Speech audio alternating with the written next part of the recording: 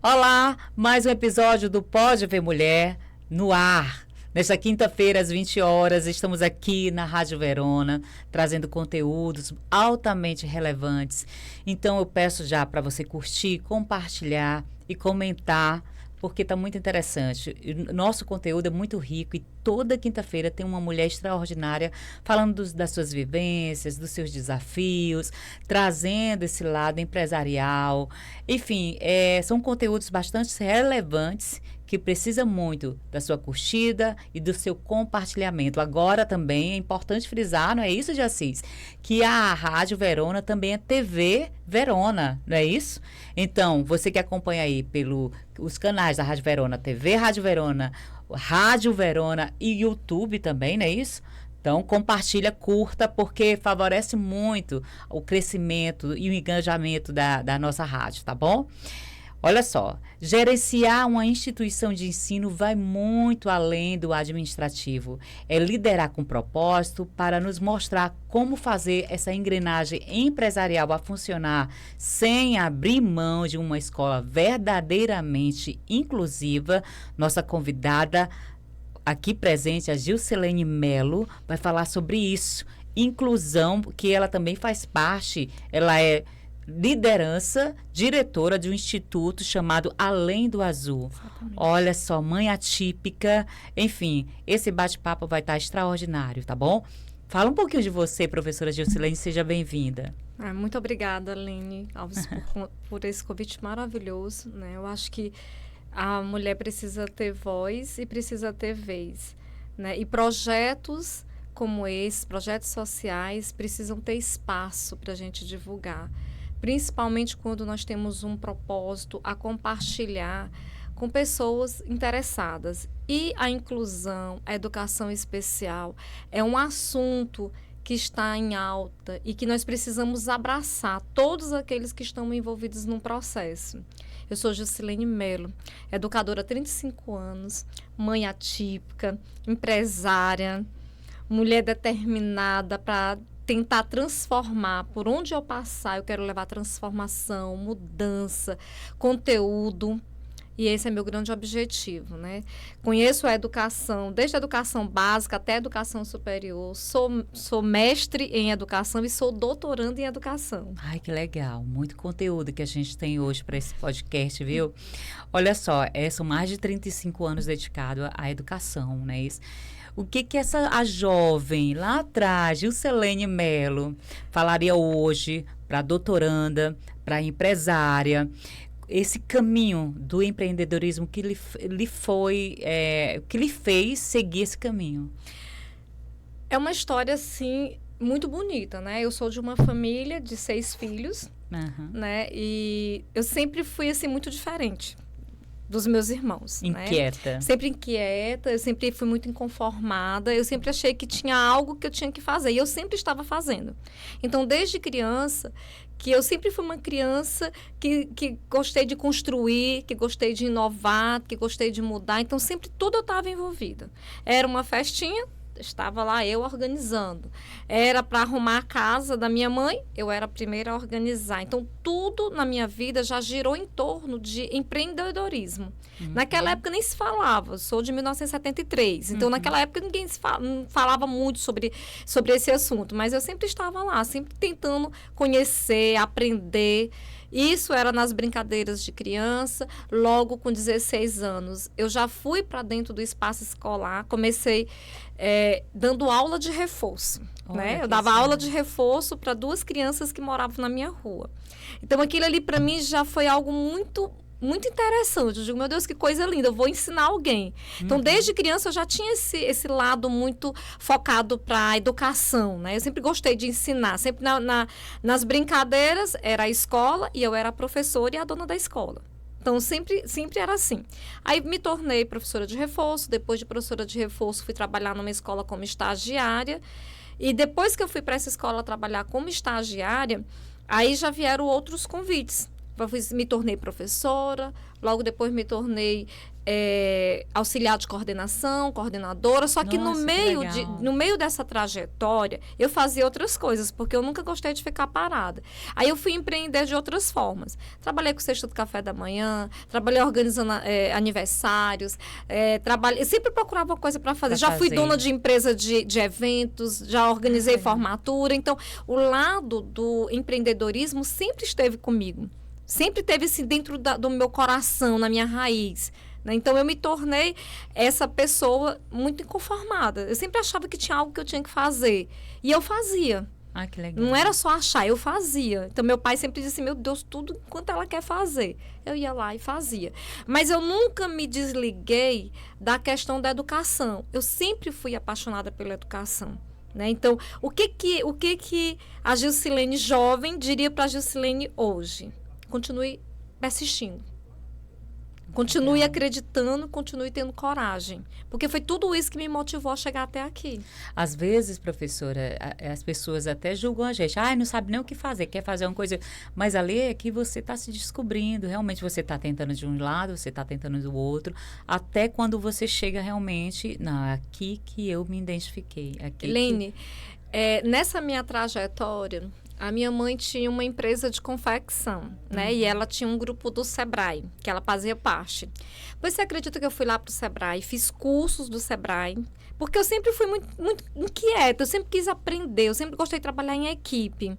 Então, eu sempre ia buscar o conhecimento onde ele estivesse. Sim. Que eu acho que é isso que falta em algumas pessoas. Vá buscar o conhecimento onde ele está. Sim. E eu ia buscar esse conhecimento. Então, mesmo eu estava sempre dentro da educação, mas eu também sempre estava empreendendo em alguma coisa.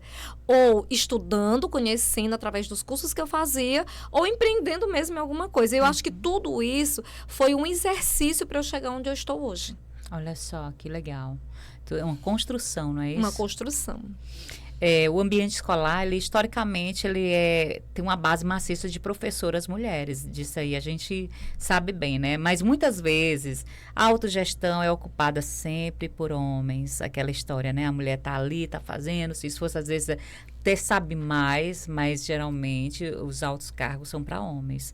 Não é isso? Como foi para você se posicionar como mentora de gestores? E liderar também esse processo de inovação, não é isso? Porque você falou, sempre fui inquieta, busquei conhecimento, fui construindo ali devagarinho, mas como foi que você chegou hoje nesse lado de não vou ser gestora, você liderar gestores escolares? Helene, na verdade não foi fácil. Não foi e não é. Porque assim, o cenário que nós estamos hoje, as pessoas elas competem muito umas com as outras, né? Então, assim, as pessoas elas acabam querendo se destacar de qualquer forma. E digo para você que não é algo só dos homens, né, no geral. Então, assim, não foi fácil e não é fácil. Agora, eu me agarro ao que eu considero de mais importante, conhecimento. Eu costumo dizer que quem tem conhecimento consegue argumentar com clareza e consegue estar em qualquer lugar. Então, para eu me posicionar, eu precisei adquirir conhecimento. Né? E muitas vezes, a minha prática, mesmo eu tendo muita propriedade sobre a minha prática, eu tive que trazer o conhecimento para fundamentar. E foi dessa forma que eu fui conseguindo conquistar o meu espaço. Então, eu descobri, principalmente quando eu estava no mestrado, que foi o ponto que me ajudou muito, o meu orientador era uma pessoa incrível. Ninguém conseguiu conviver com o meu orientador. Nós éramos um grupo de 3, a única que ficou fui eu com ele. Mas eu fiquei e eu tinha um propósito com ele, como ele tinha um propósito comigo. Eu aprendi muito, porque ele vinha exatamente de uma gestão como homem, de uma gestão de educação básica, e nós dois fomos lançados a uma pesquisa na educação superior. Então, esse desafio foi fundamental para a minha vida. Por quê? Porque eu tive que me deparar com muitos homens em gestão. Esses homens ocupando cargos de liderança e de decisão. E eu precisava estar preparada para argumentar, porque eu estava diante de uma pesquisa. Então, foi o primeiro contato que eu tive frente a uma realidade tão cruel. E digo para você, constantemente eu me deparo com gestores que são homens e que são muito duros e exigentes a ponto de não concordar com determinados posicionamentos. Principalmente femininos. Feminino. Quando eu estava divulgando Além do Azul, eu gosto muito de fazer esse trabalho de ir em cada instituição. E eu fiz questão de visitar as instituições, porque eu fui convidar, né? Aí eu disse, vou conhecer os diretores. Eu tive diretores, homens, que me atenderam super bem, que já estão com a mentalidade muito mais aberta. Mas eu tive diretores mais antigos, conservadores, que foram extremamente convenientes. Mas eu esperei, porque eu acho que você precisa ter paciência, você precisa ouvir para você se posicionar. E eu lembro que uma das visitas que eu fiz, o diretor foi extremamente conveniente, né? E aí ele, quando eu ia saindo, ele disse, a minha escola teve uma multa de R$20 mil por conta desse negócio de educação especial. Aí eu virei para ele, eu disse, e eu livrei com a minha consultoria uma escola de uma indenização de R$35 mil. E ele ainda não estava preparado. Ele olhou para mim, sorriu e pediu para eu voltar. Então, por que ele fez isso? Porque ali ele entendeu que tinha alguém que tinha algo a entregar, né? E foi o que eu fiz. Eu entreguei para ele, entreguei caminhos, soluções, estratégias, que é o que eu faço. Porque o processo de inclusão, ele é complexo. E se a escola não estiver aberta para uma transformação, ela não vai conseguir. Ela vai, sim, colecionar casos na justiça. Olha só que interessante. Olha como ainda tem gestores ainda resistentes ao novo, né? Sim, resistentes ao novo, porque, gente, a inclusão ela é uma realidade dentro da escola. Existem leis, decretos que normatizam. Não dá mais para você bater a porta e dizer, isso é besteira, isso é bobagem, não faz parte. Você precisa estruturar a sua escola, estruturar de forma correta. Não é só dar um curso simples para a tua equipe. É todo um processo. Né? É todo um processo. E não é um processo fácil. Não é um processo feito do dia para a noite. Não é. Porque vai de você treinar a equipe, você montar uma estrutura, você montar a forma de adaptação, você ter espaços específicos, você ter equipe de apoio, você ter o acompanhamento específico, você ter profissionais específicos. Então, não é só você simplesmente chegar naquele ambiente e dizer, treinei meus professores, eles estão prontos. Isso é só o início do processo. É muito mais além, tem muito mais informações. Inclusive, o teu departamento jurídico tem que estar preparado. O teu departamento jurídico também precisa entender como é que funciona. Quando eu falo... Eu acho que você vai falar lá na frente, mas quando eu falo a questão da matrícula à sala de aula, é um caminho, e é um caminho longo. E muitas escolas não entendem como é que organiza esse processo e estão em dificuldade. Olha só. Também, professora, não adianta só o corpo docente, só o professor mudar a mente do professor. Ele não trabalha sozinho. Pois é, se o gestor maior também não mudar a mentalidade, não é isso? Exatamente, ele não trabalha sozinho. Por isso é que eu convido. Meu primeiro momento, quando eu faço meu trabalho de mentoria, é com a gestão. Porque quem tem que mudar a mentalidade é a gestão. Olha só. Essa gestão sendo transformada, todo o outro processo se torna mais fácil. Olha só, que interessante. O Pode Ver Mulher, ele é exatamente para mulheres que enfrenta esses desafios do dia a dia. E hoje a professora Gilcelene, ela fala muito sobre isso. Inclusive, é a coragem para inovar, né? Isso você falou que ainda hoje passa por esses desafios, porque, eu mudei minha vida, tá tudo lindo, tá tudo bonito demais. Como você mesma disse, numa fala sua, bancar a sua visão estratégica frente a uma instituição, não é isso? Se o gestor não mudar essa mentalidade, não adianta só os professores, não adianta só o corpo jurídico, também tem o RH, toda essa equipe tem que mudar essa mentalidade, não é isso? Porque, na verdade, o trabalho começa de cima para baixo, não o contrário. Né? Então, eu começo em cima do gestor, o gestor transformado, o gestor entendendo o que é importante, aí o processo vai acontecer. Porque esse gestor ele vai ter a consciência. Né? Então, assim, às vezes, Lene, uma coisa que eu observo muito na nas gestões escolares. Não, mas isso aqui é desse jeito e sempre foi assim e sempre deu certo. Só que nós estamos vivendo num outro momento. Tudo mudou. Existem novas estratégias para tudo. Para o marketing, para o posicionamento, para a própria administração, para a formação dos professores, na formação da tua equipe técnica, atendimento, vendas. Porque a escola traz tudo isso. É um mercado. É um mercado. Então, precisa que o gestor escolar, e a minha intenção é essa, dentro da minha consultoria, é mostrar para o gestor escolar que ele precisa acordar, porque a escola também ela é um comércio. Sim. E você vende. E o teu produto é o ensino. E se você não analisar o mercado, o teu mercado educacional, você vai sofrer. Porque as escolas estão se movimentando. Esse setor tem se movimentado muito e nunca se movimentaram tanto quanto agora. Sim. Um faz uma coisa, o outro vem e faz melhor, o outro vem e faz diferente. Então, ele se tornou algo assim tão forte, tão competitivo, que quem não acordar vai ficar para trás. Olha só, isso é importante que você falou. Você falou também que a inclusão ela vai muito além da matrícula, não é isso? A sua experiência pessoal como mãe atípica, gente, ela também é mãe atípica. Olha só, do que tem de mães atípicas que nos assistem. Inclusive, eu também sou uma mãe atípica. Como foi que transformou a atuação da profissional Gilcelene Mello dentro dessa consultoria? Porque aí você já teve esse olhar mais clínico, não é? Porque quando a gente está ali dentro do problema, dentro do processo, a gente tem mais aquela autoridade de falar sobre o problema, não é isso?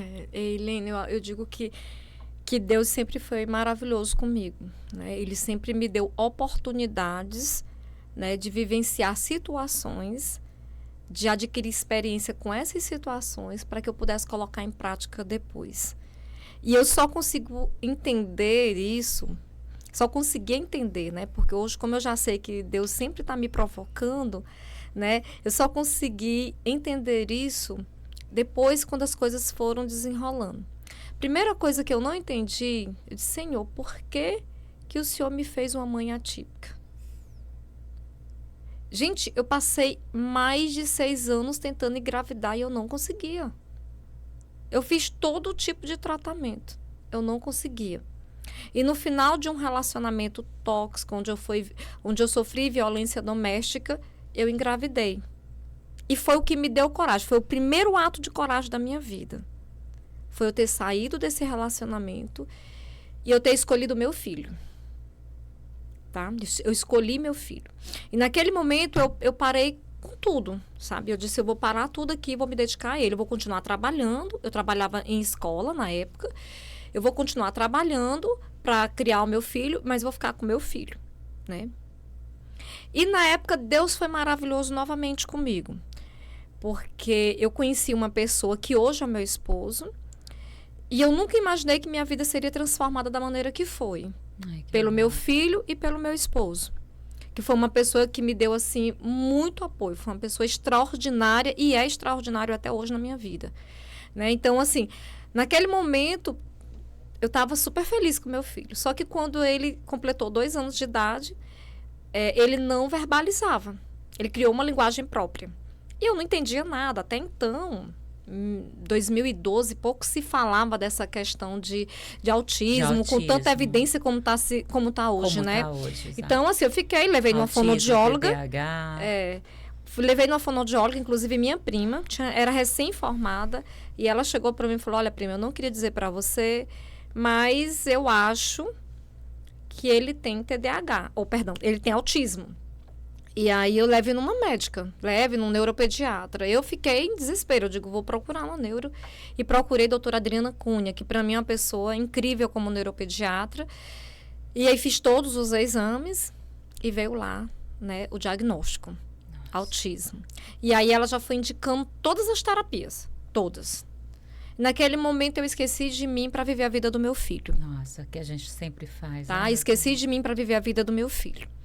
Não foi fácil, foi muito desafiador. Eu ficava dentro das clínicas de segunda a sábado. Todo dia eu estava dentro de clínica, né? E Fora o que acontecia dentro de casa, porque ele desregulava, ele não conseguia compreender. Enfim, eu estava aprendendo a educar o meu filho e aprendendo com os terapeutas. Fui uma mulher, assim, muito humilde, porque para todo lado que eu me virava, eu pedia ajuda, mas sofri muita discriminação.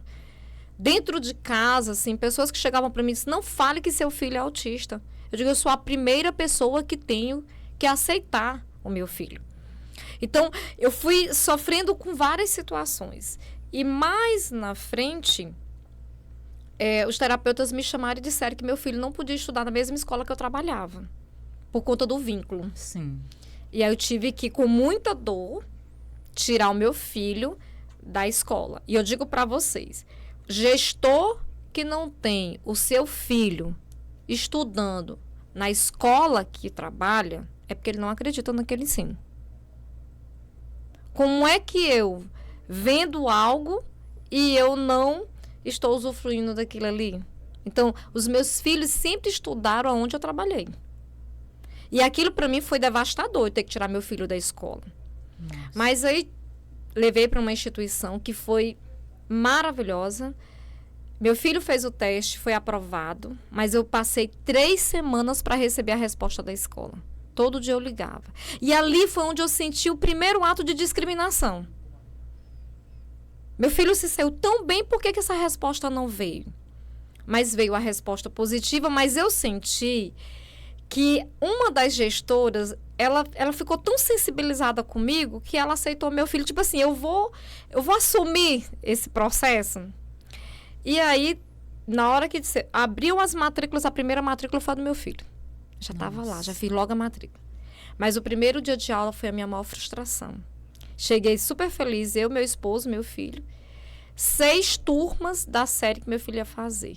Nenhuma das turmas tinha o nome do meu filho. Nossa. Segundo momento de discriminação. Isso lá em 2012. Já 2014.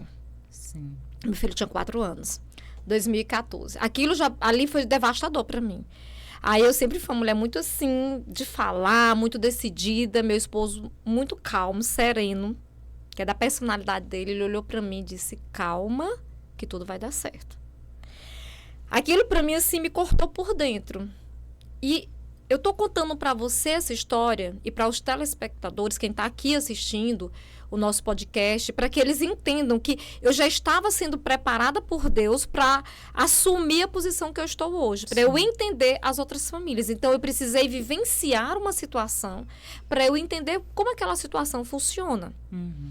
E aí, meu filho não estava. Logo a escola ficou, todo mundo tentando encontrar maneira de resolver, pediram desculpas, fizeram tudo que puderam. E durante o período que meu filho esteve naquela escola, eu sempre fui uma mãe amiga da escola. Sempre. Eu sempre fui a mãe que estava para conversar, para ouvir. Eu sempre digo, gente, as famílias precisam ter a escola como aliada. E eu sempre estive nessa condição. E criei vínculos extraordinários com a escola. Nossa. E isso é importante que a família entenda, porque a escola é ponto de apoio. A escola não é inimiga da família. Se a escola te pede algo, vai lá e entrega. Porque tudo que a escola quer é o desenvolvimento. E meu filho desenvolveu assustadoramente dentro daquela escola. Ai, que legal. Entendeu? Então, assim, mas por quê? Porque eu também fazia a minha parte. Fazia parte, dava presente. E aí eu fui sempre construindo esse trabalho. Quando meu filho teve alta, eu entrei em contato com a escola e disse, olha, meu filho esteve com vocês até aqui. Agora ele retorna para onde eu estou. E foi aquela tristeza do porteiro ao pessoal da cantina e diretores, todo mundo era apaixonado pelo meu filho. Então, eu sempre fui uma mãe amiga da escola, eu nunca fui resistente. E essa mesma instituição me abriu as portas para eu fazer meu mestrado. E foi através dessa instituição que eu fiz o meu mestrado. Então, assim, foram vínculos extraordinários, emocionais, de amizade que foram criados naquela oportunidade. E aí, Lena, eu fui vivenciando outras experiências, foi quando eu vi que Deus estava exatamente me preparando para aquela realidade. Então, ali estava nascendo, né, uma ativista, uma mulher que estava para defender e para lutar pela inclusão escolar, respeitando a esfera familiar e a esfera escolar. entendendo que todos os dois precisam de orientação, de acolhimento, de respeito. Porque não tem como ficar distante, não tem como a escola fechar os olhos para a inclusão e não tem como a família achar que a escola é responsável por todo o processo. O que você traz é muito importante, porque não foi nem porque a escola quis fazer isso, porque a escola não estava preparada. Não realmente. Estava preparada, era isso que faltou na minha fala. Eu senti que em muitas situações, nesse dia e em outras situações da escola, a escola não estava preparada. E em vez de eu sair para a crítica, eu fui para o entendimento. Eu fui trazer para a minha realidade como educadora. Olha como o seu olhar é importante, porque quem não tem esse olhar tão profundo como você trouxe, a escola é ruim, a escola é isso, não é. É porque realmente faltou preparo nos profissionais da escola, não é isso? E é isso que você trabalha. E naquela época, eu quero deixar claro, naquela época não existia tantos acessos à informação como hoje. Para você ter ideia, naquela época não existia tanto acesso a produtos e cursos na internet. Sim. Hoje você consegue fazer uma formação toda pela internet. Pela internet. Entendeu? E gratuito. Naquela época, para você ter acesso à informação, você teria que, no mínimo, ir para um curso de especialização. E hoje você tem acesso. Então, está tudo mais fácil. Está tudo mais próximo do professor e da escola. Verdade. E tudo de 2020 para cá, né? Porque após a pandemia, trouxe muitas coisas ruins, mas também trouxe esses leques de oportunidades, né? Porque realmente você fala, olha, a gente está aqui, mas consegue fazer um curso fora do Brasil e tal. Então, isso foi muito legal, e o melhor ainda, esse olhar que você teve de não criticar, de entender. De entender. Porque, assim, como uma pessoa da educação focada, eu sempre pensei o seguinte: eles também são escola, eles também possuem a mesma função que eu estou. Então, é preciso que eu entenda, que eu observe e que eu tentava extrair daquela situação o melhor para a minha carreira profissional. Eu digo, esse aqui eu vou precisar. Sabe aquelas coisas que você vai guardando, anotando no caderninho? Sabe o que realmente eu estou vendo? Que Deus lhe preparou para isso, olha só. Eu tenho certeza disso. Então, eu ia anotando. Cada situação que eu vi, eu digo, isso aqui é importante. Eu vou guardar isso comigo, que em um momento eu vou precisar. E precisei. E hoje, quando eu estou no processo de mentoria com alguma escola, quando eu estou dando os meus cursos, lá eu registro. Eu digo, isso já aconteceu. Eu já vivi essa situação. Então, hoje eu tenho propriedade para falar. Por quê? Porque eu já vivi essa experiência. E tudo eu transformei, em vez de crítica, em oportunidade. Eu sempre digo para os meus mentorados, transforme a crítica em oportunidade de crescimento. Gente, o que a professora está trazendo aqui é muito forte, é muito impactante. Porque não é só na escola que a gente tem que transformar esses problemas em oportunidades, é na vida. Na vida da gente. Porque muitas mulheres, muitas de nós, e homens também, vivem situações em que a gente olha e o mundo vai desabar, o mundo não é bem assim, aí você começa a bater de frente em algo que pode lhe trazer oportunidades. O doutor Laí Ribeiro, ele sempre fala que as oportunidades, elas vêm disfarçadas de problemas, né? Os problemas chegam e ali tem uma oportunidade, tem uma janela muito grande de oportunidade para você. Só que às vezes a gente está tão cego, tão imaturo, que a gente acaba deixando passar e achar que realmente aquilo ali era um problema para a minha vida que não iria resolver nada. E de repente a solução daquilo está naquele problema. Na verdade, o ser humano, ele tem muito essa coisa, né, de se paralisar diante do problema, né? O primeiro comportamento é você ficar paralisado. Eu acho que o primeiro comportamento é você se acalmar, respirar fundo, tá?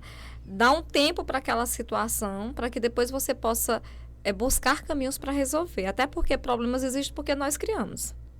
Né? Somos nós que criamos. Então, você tem que começar, é onde eu falo de estratégia, né? Você tem que começar a parar, analisar, projetar e mapear o que você quer fazer.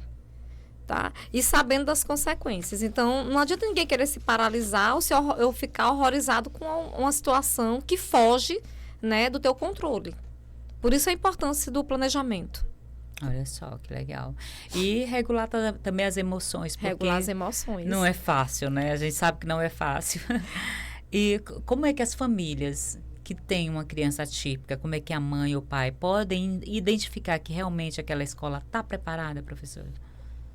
Olha, eu sempre costumo dizer que isso é uma situação muito delicada. Eu falo até para os gestores escolares, porque assim, dizer que a escola está preparada sempre vai ter algo a acrescentar. Mas o primeiro passo para uma família identificar se aquela escola está preparada é pedir para conversar com o gestor. O gestor. Através da conversa com o gestor, a família vai conseguir observar se aquela escola tem preparo ou não. Depois, você pede para conhecer a proposta daquela escola, o projeto de inclusão. Porque uma escola bem estruturada, ela vai ter um projeto de inclusão. Ela vai poder apresentar para a família como esse trabalho é realizado. E não é só apresentar. Eu costumo dizer para os pais, não peça somente que a escola apresente.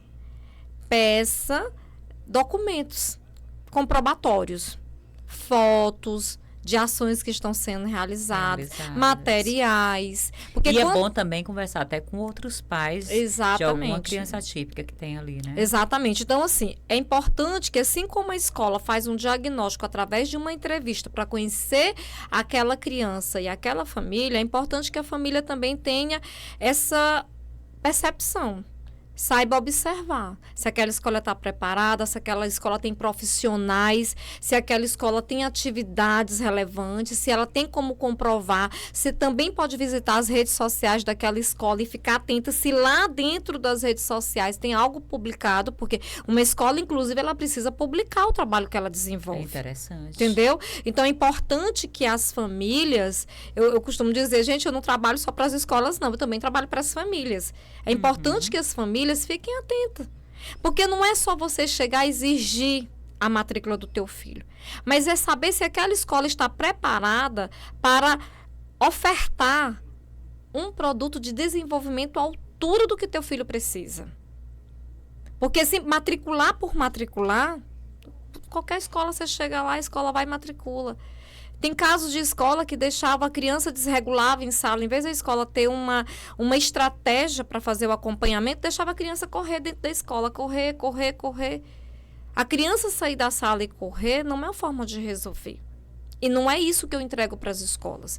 Quando eu levo o projeto de inclusão para as escolas, eu entrego alternativas. O que você vai fazer com essa criança? Você vai fazer isso. Ai, que legal. Você está entendendo? Então, essa escola, ela não entra num processo com venda nos olhos. Ela entende o papel dela. Ela entende como tem que orientar esse professor. Não é a inclusão, existe uma grande confusão o que é a inclusão. Às vezes, os gestores escolares acham que a inclusão é só dizer, não, nossa escola é inclusiva. É inclusiva como? O que você faz? Quais são os projetos? Quais são as atividades? Existem atividades adaptadas? Existe algum projeto feito com os pais? Porque não é só cuidar da criança, você também tem que cuidar da família. Sim. Eu digo para os gestores escolares que hoje eles não trabalham só para formar professores e formar alunos. Mas eles também hoje têm mais um componente nesse grupo. Que é a família. Que é a família. Olha só, que você trouxe muito importante. Hoje os pais precisam de apoio, de orientação, tanto quanto os professores e os alunos. Até porque a gente percebe o quanto a mãe, principalmente a mãe e o pai também, mas a mãe porque ela de certa forma se dedica mais. Ela está ali emocionalmente abalada. Porque a escola chama, nossa, seu filho fez isso, seu filho... E aquela mãe, ela já vem alterada, ela já vem... o que eu faço? Mas é porque, Helena, simplesmente o mundo, a sociedade já impõe regras de afastamento. Isso. Sabe? As pessoas não entendem. Uma vez eu estava com minha mãe num consultório e tinha uma moça gritando muito, gritando. A mãe dela ficou tão envergonhada que chegou perto da gente e disse, olha, me desculpe, a minha filha pode estar incomodando vocês, mas a minha filha tem autismo, a minha filha tem TDAH. Ela relacionou os problemas da filha dela. Eu digo, não se preocupe, eu também sou mãe atípica. E eu não sou mãe atípica só uma vez, eu sou 2 vezes mãe atípica, porque meu filho tem TEA, minha filha tem dislexia e TDAH. Olha só. Então, não se preocupe. Eu compreendo perfeitamente. Só que existem locais que não aceitam. Sim. Pessoas que não aceitam. Pessoas que não compreendem. E muitas mães vivem isoladas no seu mundo, sem um convívio social que merecem, por conta de serem discriminadas. Não vão a um restaurante, não vão, até às vezes, até um consultório, marca um horário para chegar com a criança, já entrar no consultório e sair. Então, assim, existe por parte da sociedade um processo de discriminação muito forte. Essa sociedade tem que parar para entender, para acolher. Essa mãe precisa de abraço. Lina, quantas vezes eu precisei de abraço? Quantas vezes eu precisei de colo? Quantas vezes eu precisei de amigos que olhassem para mim? O que eu posso te ajudar? Uma vez o meu filho desregulou dentro do supermercado, pão de açúcar logo. Nossa. Você está entendendo? Desregulou lá dentro do supermercado. Gritou e tudo. Eu tive que largar tudo, bolsa, tudo. Eu tive que imobilizar meu filho. Eu imobilizei meu filho chorando. Eu entendo. Não apareceu uma pessoa para perguntar naquele momento se eu estava precisando de ajuda. E foram situações que eu vivi e aprendi a viver. Meu filho hoje é adolescente. Há 15 dias atrás, 20 dias atrás, meu filho desregulou. Por conta de uma informação que uma pessoa, de maneira assim cruel, passou para o meu filho. A minha sorte, Lene, é porque isso eu quero deixar claro para as mães, eu quero até abrir esse espaço, porque eu acho que quem está assistindo pode ter alguém que já passou por isso. O meu filho, ele é meu filho do primeiro casamento, né? Que era um casamento, era um tóxico. Na hora que eu engravidei, eu saí. E meu marido adotou meu filho, ele é pai adotivo do meu filho. Só que a paixão entre eles dois é fora de sério. Ai, que extraordinário, o amor deles dois, né? Quando meu filho fez 9 anos, eu contei a verdade pro meu filho. Porque meu coração dizia, conta a verdade antes que alguém chegue e fale. Meu filho é autista, então tinha que preparar. O autista, você tem que preparar ele para mudanças, para informações. E meu marido, na época, estava viajando. E eu fui contei tudo, mostrei as fotos e falei toda a situação, contei tudo que eu passei, contei tudo pro meu filho. Meu filho entendeu. Falei com meu marido, você quer mudar o documento e tudo? Meu marido, eu vou deixar ele completar 14, 15 anos para ele decidir. Eu não quero fazer isso. Quando meu filho fez meu filho tem 14 anos hoje. Um dia antes, meu filho chegou pro pai dele e disse, pai, eu fui fazer minha inscrição do Enem e quando eu fui fazer lá o meu RG com você, que você falou que era meu padrasto, eu não gostei. E eu quero que você bote o seu nome no meu documento. E é urgente. Meu marido ficou super feliz, chorou. E aí ele disse, tudo bem. Mas olha o que aconteceu, Lena. Isso aconteceu numa quinta-feira. Na sexta-feira, uma pessoa, de maneira muito perversa, aborrecido com uma situação, foi dizer para o meu filho que ele não sabia metade da história dele, que ele não sabia a verdade dele. E aquilo machucou meu filho. E meu filho chegou para mim. Eu estava trabalhando, quando eu cheguei em casa, que queria conversar comigo. O que foi que houve, meu filho? Aí ele foi me contar. Aí eu fui conversar com ele. Você lembra quando você tinha 9 anos, que a mamãe contou isso e isso para você? Lembra? Não precisa ficar assim, meu filho. E aí a gente conseguiu resolver. Mas, Helene, por que eu estou colocando isso para você e para algumas pessoas que estão assistindo nesse momento? Eu acho que é importante. Preparem seus filhos para a verdade. Preparem seus filhos para o real. Independe dele ser uma criança atípica ou não. Porque o mundo está cheio de maldades. Sim. O mundo está cheio de pessoas competitivas e que querem chegar no topo a qualquer custo e a qualquer preço. Então, pais, mães que estão reconstruindo sua vida, sua história ao lado de outra pessoa, não tenham vergonha de compartilhar a verdade, as situações com seus filhos. Não tenho. Hoje eu tenho na minha casa uma relação incrível. Eu acho que o meu trabalho como educadora eu consegui implantar dentro da minha casa. Meus filhos são crianças que nós compartilhamos todas as informações. Agora, é claro que a gente tem que saber como conversar e o que falar, né? Então, você tem que saber trazer as informações para as crianças de uma maneira didática. Tá? Para não causar um problema maior. Então, eu deixo aqui como educador esse registro. Nós educamos os nossos filhos dentro de casa e na escola. Legal. Muito bom. Eu estou emocionada aqui com ela, porque você, em algumas falas, mexeu muito comigo também. E eu me preocupo muito também. Recentemente, o meu filho teve uma briguinha na escola. Meu filho tem 8 anos. E isso machuca a gente, porque a gente entende também que a outra mãezinha deve sofrer muito. Ah, porque ela, com certeza ela não quer que o outro filho. Aí vinha aquela história do bullying na escola também. Meu né? filho sofreu bullying. Nossa. Meu filho tentou suicídio. Nossa. Entendeu? Você imagina, assim, é uma criança normal. Então, assim, é importante que as escolas também estejam preparadas para esse momento do bullying, porque as crianças autistas, elas sofrem bullying. Por conta de serem crianças que têm comportamentos diferentes dos outros. Entendeu? Exatamente. Então, é preciso que a escola prepare esses professores, coordenadores, precisam estar preparados para lidar com essas situações e fazer com que isso não se propague dentro da escola, que eles aprendam a respeitar. Sim. Então, a escola, dentro do projeto de inclusão, eu também entrego para a escola o projeto relacionado ao bullying, para que essas escolas saibam lidar com essa situação, porque eles sofrem muito, sabe? Eles sofrem com a discriminação. O autista, principalmente, ele é muito seletivo, Sim. né? Ele é seletivo em alimentos, em amizades, eles não se socializam com muita facilidade. Então, é importante que a escola provoque condições através de atividades para que esse aluno possa se envolver com os demais, para que ele possa conquistar outras amizades. E isso eu entrego para as escolas. Então, a escola precisa ter esse preparo. Isso é inclusão. Isso é inclusão. Isso é inclusão.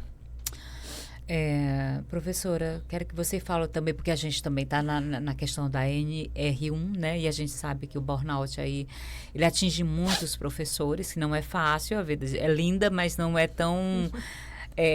bonita assim, porque os professores eles têm uma sobrecarga muito grande.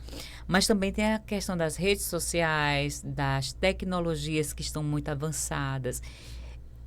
Inclusão para a escola é ter tablet, é ter essas coisas, porque eu já ouvi mãe dizendo, eu tenho que deixar meu filho mexer porque senão ele vai ficar fora do mercado, porque isso também preocupa a gente. Mas a gente vê o quanto que as telas vêm prejudicando a mente das crianças. Fala um pouco sobre isso. Olha, a gente sabe que, inclusive, já tem países que estão afastando completamente, né, as telas dos adolescentes até 16 anos de idade.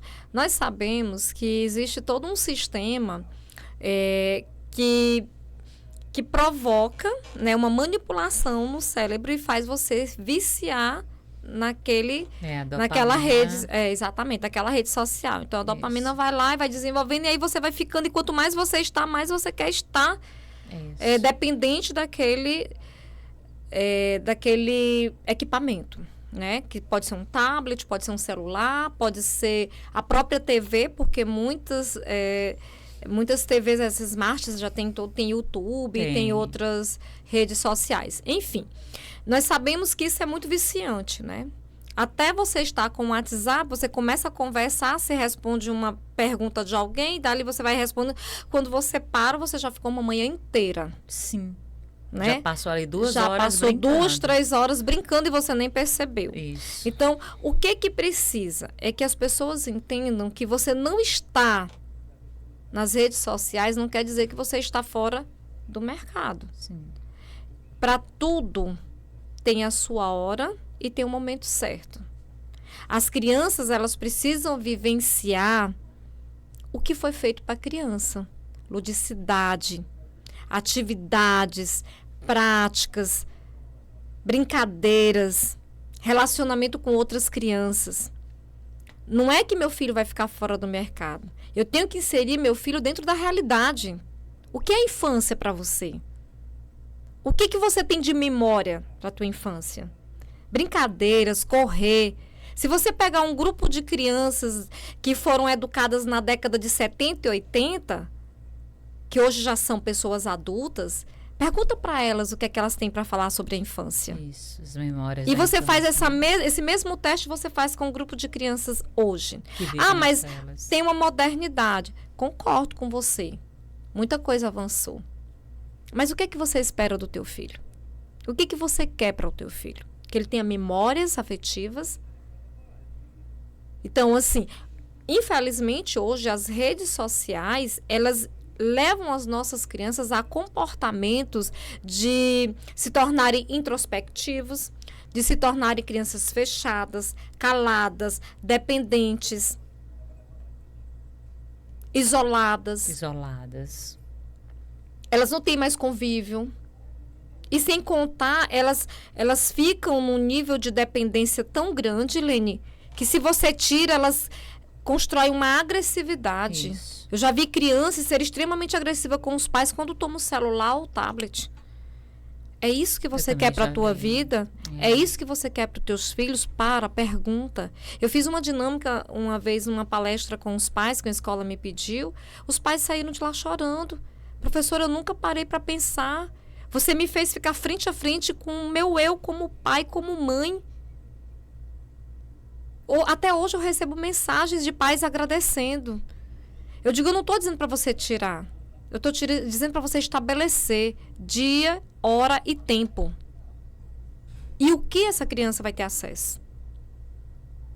Analise os filmes, analise os brinquedos, analise as amizades. Você está lançando o teu filho a um mundo virtual que você não conhece e você não tem controle. Não tem controle. Porque do que tem de pedófilos por trás, é um a absurdo. Escola, ela pode sim utilizar desses equipamentos, mas para cunho pedagógico. Para uma atividade direcionada. Não para permitir que a criança faça o que quer.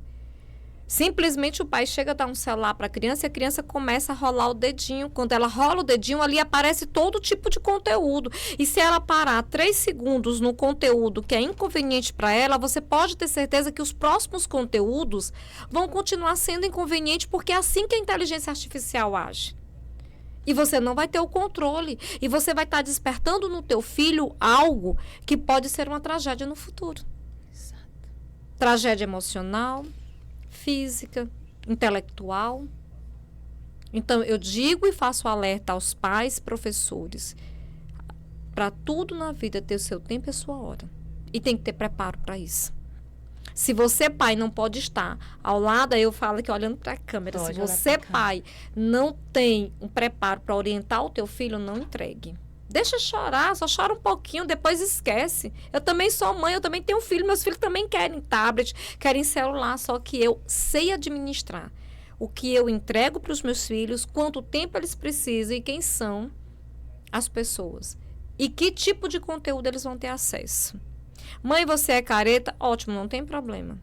Eu prefiro ser uma mãe careta e meu filho ser uma pessoa estruturada no futuro do que eu ter um problema que não vou conseguir resolver. Uau. Olha esse recado. Isso aí foi profundo e impactante mesmo. E é esse meu papel como educadora, sabe, Lene? Eu não me preocupo apenas com a gestão escolar, com professores. Eu me preocupo com as famílias. É isso que eu levo para os meus mentorados na gestão escolar. Eu digo, gente, nós temos que ter o olhar para a família. Por isso que eu te falei lá no meio da nossa conversa. A escola também assume o papel de educar as famílias, porque os pais hoje estão refém dos filhos. Estão. Verdade. É o filho que diz a escola que quer estudar, a comida que quer comer, a roupa que quer vestir, o restaurante que ele quer ir, o carro que ele quer, o filho que determina hoje. É verdade. Isso é fato, gente. Isso é muito. Pode fazer uma pesquisa, Lene. Isso é pura realidade. Pode fazer uma pesquisa. E voltando ao que você me perguntou a respeito dentro da escola, essa questão da tecnologia, né? Então, é importante, com certeza, mas você tem que saber canalizar e medir o nível de importância dessa tecnologia. Então, nos meus cursos, nas minhas orientações, eu trago essa temática.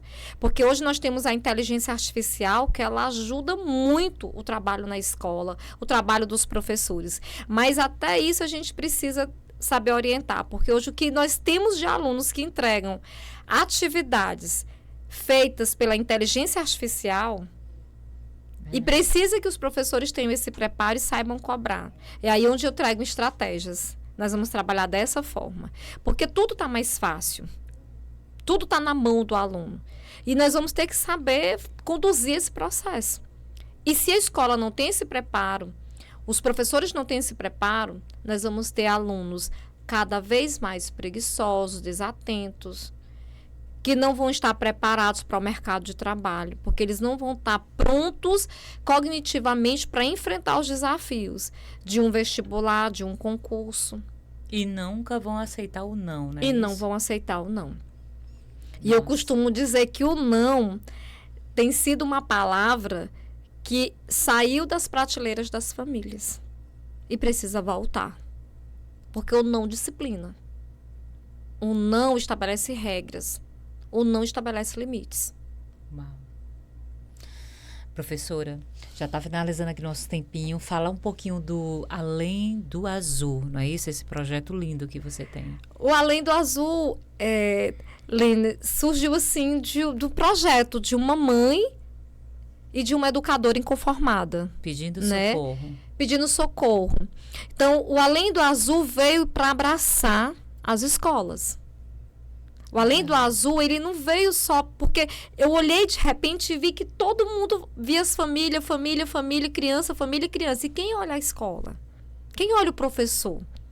E o Além do Azul, ele veio para abraçar a escola, para abraçar os professores, para ser esse apoio. Então, é o primeiro evento do estado do Piauí que foca na inclusão escolar. Uau, que dá à escola esse suporte. Então, Além do Azul, ele tem esse objetivo de se unir à escola e dizer, vamos conversar, vamos discutir a respeito de como a escola tem que se posicionar em relação à inclusão. Me diga se você já ouviu falar em alguém aqui, algum movimento para abraçar a escola na inclusão. Não tem. O Além do Azul é o primeiro movimento que veio para abraçar a escola. Vamos juntos discutir como esse professor tem que trabalhar, como esse gestor tem que agir, como essa equipe técnica tem que conduzir os processos dentro da escola. Então, o objetivo do Além do Azul é capacitar os gestores escolares, tanto pedagógico, administrativo, gestor de sala de aula, que é o professor, gestor técnico, que é a equipe de secretaria, porque eu considero todos os gestores. Que legal. Então, vamos orientar esses profissionais a fazer um processo de inclusão dentro da escola que seja eficiente, que tenha resultados, que tenha a devolutiva que a criança precisa, o adolescente e a família. E o Além do Azul veio com esse objetivo. E lá a gente traz, esse último agora, nós conseguimos trazer o doutor Tiago, da área jurídica, que foi falar do contrato, como é que tem que esse contrato, esses documentos, porque a escola ela precisa também blindar o seu trabalho. Sim, né? Lucro, gestão de negócios. Exatamente, a escola precisa entender que para receber essa família, ela também tem que criar critérios. Sim, sim. Né? Para poder, se de repente alguma situação for de encontro contra os princípios, seja da família ou da escola, ela está amparada juridicamente. E os documentos, porque a família às vezes negligencia a sua responsabilidade no acompanhamento de uma criança atípica. E a escola precisa exigir, porque existe uma legislação também que exige da escola, mas também que ampara a escola, que são os conselhos tutelares, entendeu? Que disciplina a responsabilidade da família. Tem o ECA também que está do lado da escola, que é a lei do Estatuto da Criança e do Adolescente. Essa criança tem direito à segurança, à saúde, à educação. E a família não pode negligenciar em nenhum momento. Sim. Então, assim, o Além do Azul, ele traz esse apoio jurídico, ele traz o apoio na parte do acompanhamento, da psicopedagogia, terapia ocupacional, fonoaudiologia, que esses profissionais da escola precisam entender. Então, o Além do Azul, ele veio com esse objetivo de dar suporte, né, às escolas e às clínicas também, porque as clínicas, elas têm um caminho muito parecido com a escola. Uhum. Tá? Então, aí também a gente trouxe o apoio às clínicas. Como essa clínica tem que organizar a sua gestão para esse acolhimento, para receber esse cliente e esses alunos.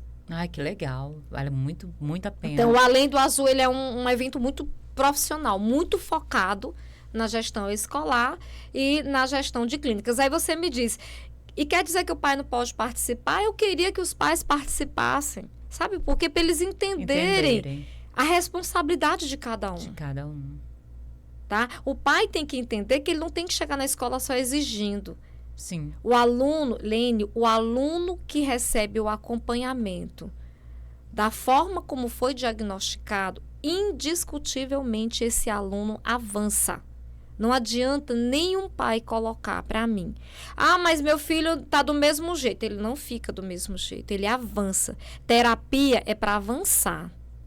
E se a criança faz corretamente e a família segue as instruções em casa e a escola faz a sua parte, garanto para você que esse aluno vai avançar. Meu filho hoje desenvolveu altas habilidades. Agradeço aos terapeutas, agradeço o trabalho das escolas que ele passou e agradeço a mim como mãe. Sim. Que fui dedicada e sou dedicada. Fui altamente resiliente. Exatamente. A minha filha, eu descobri, está com um ano, que ela tem dislexia e TDAH. Minha filha hoje faz esportes que vão ajudar ela. Sim. A minha filha tem um acompanhamento no reforço. Minha filha tem acompanhamentos com terapeutas e é isso. Papel de pai e mãe é identificar e cuidar. E, infelizmente, tem pais resistentes que ainda não... negligenciam o direito da criança. É, verdade. Você está entendendo? E aí, quando eu implanto o projeto de inclusão na escola, eu consigo disciplinar, inclusive, a postura das famílias. Gente, temos que participar desse projeto, viu, professor? Eu lhe acompanho há algum tempo e eu sempre quis trazê-la aqui, porque o que demorou, você traz... né? Demorou, sempre a agenda cheia. Inclusive, eu quero que você fale rapidinho da live que você disse que fez, que não deu ninguém, que de repente você fechou um contrato. Foi, gente. Para mim é algo que Deus me dá respostas diariamente, né? Eu sou uma mulher muito religiosa e Deus sempre está me dando respostas. E eu fiz uma live, isso eu quero dizer para vocês que empreendem, que às vezes vocês ficam desestimulados, eu não vou conseguir, não vai dar certo. Faz. Insista todos os dias. Grave, se você grave todos os dias, fale todos os dias. Eu lembro que teve uma live, eu me produzo para as minhas lives, eu respeito todos os meus seguidores. E eu cheguei na live, eu comecei a live e não apareceu ninguém na live. E eu disse, meu Deus, mas eu continuei. Digo, tudo bem, sem problema, já estou aqui, vou ficar até o final. E eu, né, fiz o meu trabalho, como eu faço toda semana, e passou. E foram as próximas. E um dia uma pessoa me ligou. E essa moça ficou igual a você, Lene, sempre tentando entrar em contato comigo e não dava certo. E aí, no dia que deu certo, ela disse, professora, eu queria conversar com você, que eu quero fechar a mentoria com você, a sua mentoria. Eu disse, tudo bem, vamos conversar. Ela disse, não quero conversar mais, eu quero fechar a mentoria. Eu digo, e como foi que você soube do meu trabalho? Na live, tal, que você falou sobre isso. Naquele momento, eu sorri e brinquei com Deus. Digo, Senhor, o Senhor é incrível comigo. Foi exatamente a live que não deu ninguém. Gente, só que as minhas lives, elas são encaminhadas para minha página, sim, né? E lá na minha página, depois as pessoas abrem meu perfil e vão assistindo de acordo com o seu interesse de conteúdo. Uhum. Porque eu falo da gestão escolar do modo geral. Uhum. E foi essa live que fez com que eu fechasse essa mentoria. E eu simplesmente fiquei parada, digo, Jesus, você é incrível comigo. E é o que eu deixo dito para vocês. Insista, persista, não desista, porque vai dar certo. Ai, que legal, professora. Gente, eu quero agradecer demais. Eu queria que você olhasse para a câmera e deixasse um recado para as mães atípicas, para os pais, para as escolas. Procurar também o projeto Além do Azul, que é um projeto lindo e inovador aqui na nossa cidade. Deixe esse recadinho aí para ele. Gente, em primeiro lugar, eu quero agradecer, né, a Lene, através do nosso Pode Ver Mulher. Demorou a gente ter esse momento, porque realmente a minha agenda estava bem cheia, porque eu atendo várias instituições, eu também trabalho, sou mãe atípica. Primeiro, o que é que eu quero dizer para os pais? Vou começar com os pais. Acreditem na escola.